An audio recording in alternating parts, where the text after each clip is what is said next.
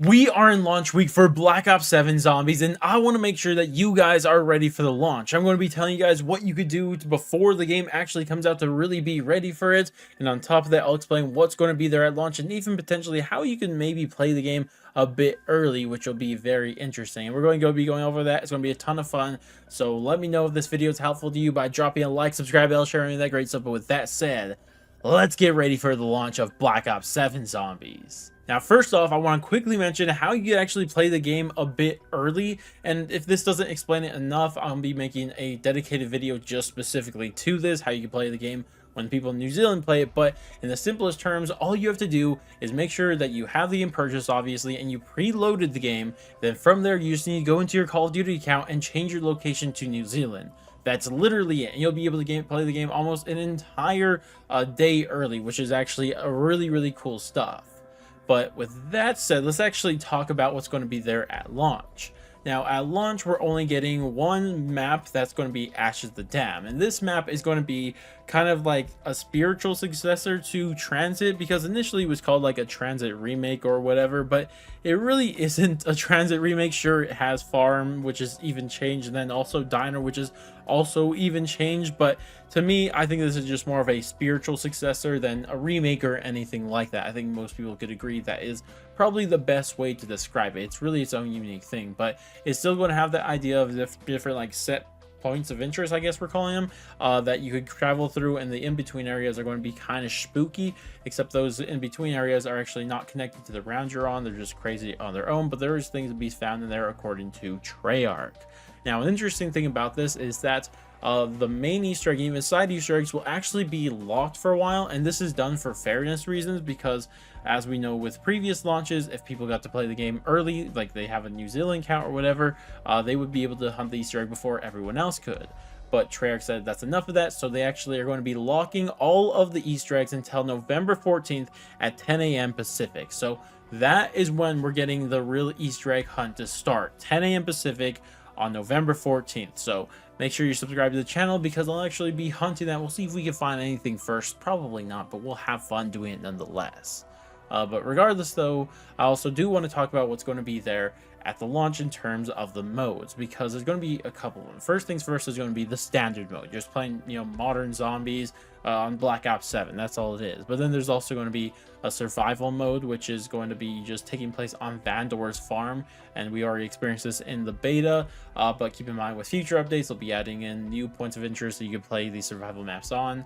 But the final thing that will be there on launch, and that is going to be Cursed. Now, Cursed is more of described as, initially we were thinking it's like a classic mode, but instead it's probably better to describe it as a challenge mode that has classic features. I think that is the best way to describe what it really is. So we will be able to have that on launch, but keep in mind, you will not be able to play until somebody out there in the world beats the Ash of the Dam Easter egg for the first time, and once they beat it, it'll unlock for absolutely everybody. So keep that all in mind. There'll be other modes that'll be there after launch that we'll mention too, but for now, that's what's going to be there at launch.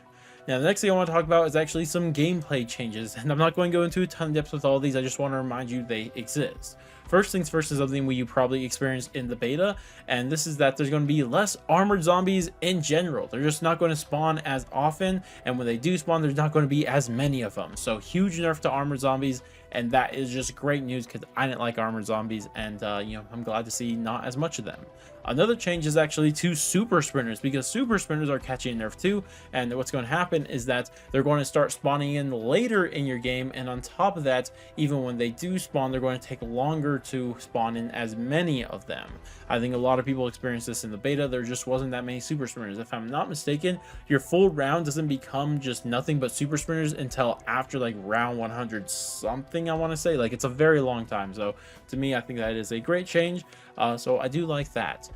The other thing is that, and this is something that Treyarch didn't confirm their change, but I'm pretty sure we all experienced it during the beta, is that salvage just seems harder to get in this game, which is interesting for sure. So there's going to be less salvage going around for everybody.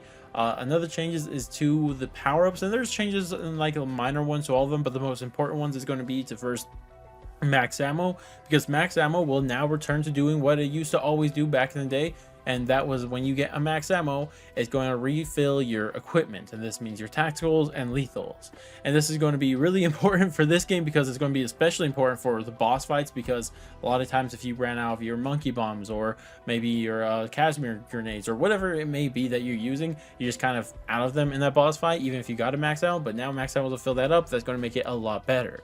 Another cool addition is that they're adding in to the natural spawns, like you just kill a zombie and they might drop it, is actually a free perk power up. Like it's going to give you a free perk as a power up, which is really cool because I actually got this only once in my beta run, so it is kind of rare, but I think this is a good addition, especially in a game that's going to have 12 perks there at launch and probably even more throughout the seasons.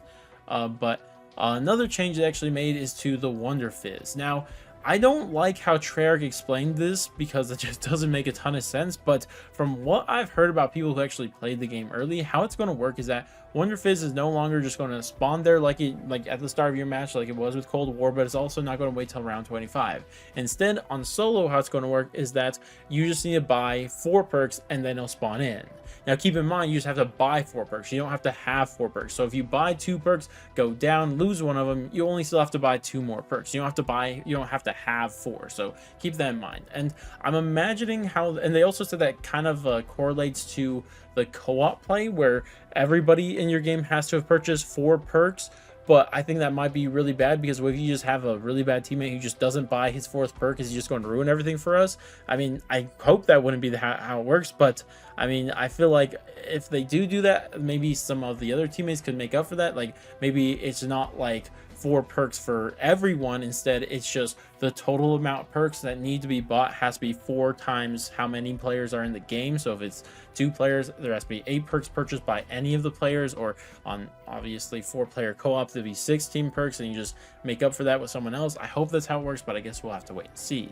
Another cool change with the perks, though, is that the price of perks will actually not go up by 500 points if you get a free perk power up. Like if you get a power up from rather a random drop, as we already mentioned, or from a side Easter egg, or even from a Gobblegum, you won't actually increase the price of your next perk, because that was the thing with modern zombies. And like a reason why I actually completely avoided doing side Easter eggs that gave me a free perk is because, like, sure, it would be nice, but if I got the wrong perk, then all you're doing is making my next perk more expensive by 500. But now that 500 boost won't actually happen, and that'll actually make it a lot more incentivizing to actually do these side Easter eggs, which I think is a really good thing.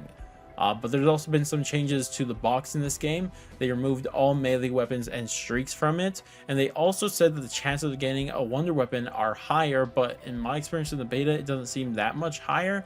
But maybe that's just for the ray gun and ray gun mark II. Maybe for regular wonder weapons it's higher, but I guess we'll have to wait and see. But the final thing that I will mention in all of this, and there's some small changes, but I'm again just mentioning the most important ones, but this is that upgrading your rarity of your guns at the armory, is actually going to be a little bit more expensive, but it's kind of deceptively more expensive, because in all actuality it's only 500 more salvage more expensive, which isn't a lot. Obviously it's only 500 more compared to Black Ops 6, of course, but how they actually increase the prices is going to actually make it feel a lot more expensive, because they actually increase the price of upgrading your gun to green and then blue rarity by 500 each. So for those first 2 upgrades, it's actually 1,000 more expensive.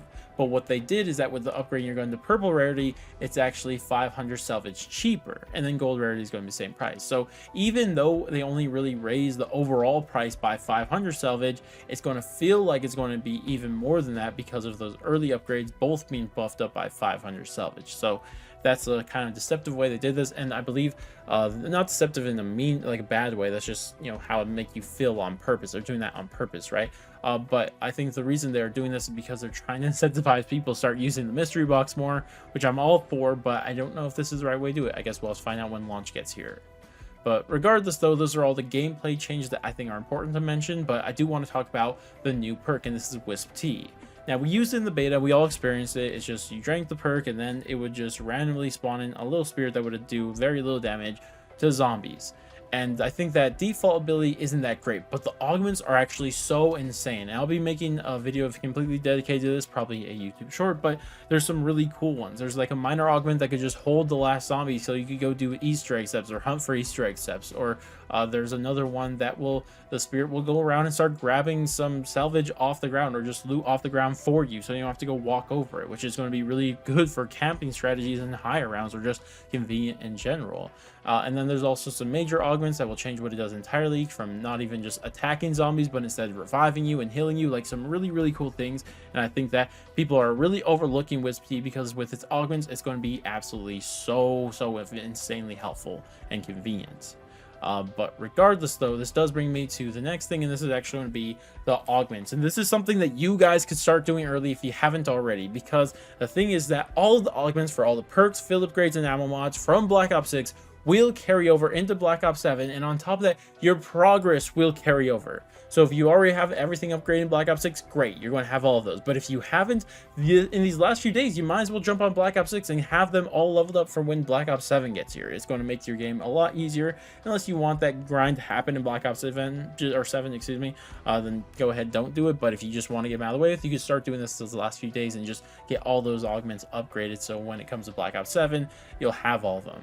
But keep in mind, even though all the augments from Black Ops 6, all 6 for every field upgrade, ammo mod, and perk, I guess, whichever one I missed, are going to be carrying over. This is actually for every single one of the items in that game. They're going to be adding in 3 new levels. And the first level is going to give you a new minor augment for every item in the game. And the second upgrade is going to give you a new major augment for every item in the game. And finally, the third one is actually going to give you a second minor augment slot. So you will be able to run 2 minor augments on everything in the game. So there's going to still be an augment grind in this game, even if you have everything unlocked from Black Ops 6. So keep that in mind. Now, kind of like the augments, the Gobblegums are going to be returning and even carrying over from Black Ops 6. So all the ones you grind in Black Ops 6 will be available in Black Ops 7, even vice versa, except for the unique ones that get added specifically for Black Ops 7. But regardless, though, this is actually something, if you want to do, you could be grinding Black Ops 6 right now for Gobblegums, especially with events going on and stuff like that. So you could have more Gobblegums for Black Ops 7. But I'm not a big Gobblegum user, so this isn't as big as a deal for me, but if it is for you, that's great. But keep in mind, there will be on launch 6 new Gobblegums for Black Ops 7 zombies, and I'm not going over what they do, but I'll just, show you them. There's Aftertaste, Re-Equipment, Power Vacuum, Round Off, Armageddon, and Gift Card. Those are the Gobblegums to keep an eye out on for when the launch gets here. And that is all of the gameplay stuff to be ready for Black Ops 7 zombies. And I know I was just talking about the launch of it, but I do actually want to mention something that's going to be there soon after launch. And when I say soon, I really mean soon. And this is Season 1.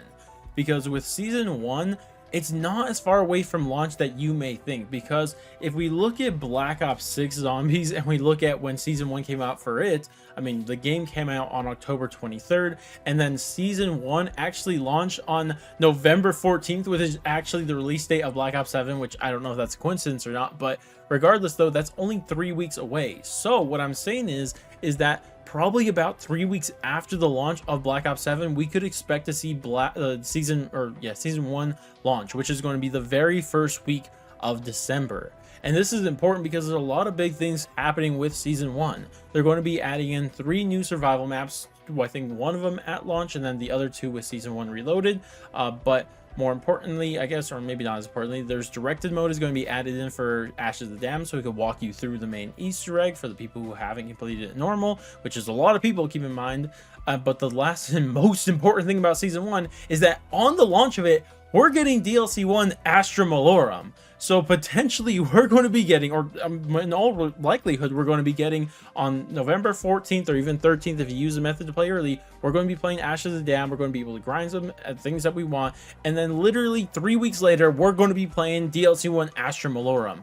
That is insane to me. So there's a lot to keep up with. We're probably going to see the reveal of Astra Malorum like 2 weeks after the launch of this. So a lot of zombie content is going to be happening in this very next month, which is going to be a ton of fun. And I can't wait to get my hands on Black Ops 7. But regardless, though, that's everything I want to talk about in this video. Again, if this video was helpful to you in any way, shape, or form, make sure you drop a like, subscribe, bell, share, any of that great stuff. But I'm going to go, and I'll catch you guys in the next one.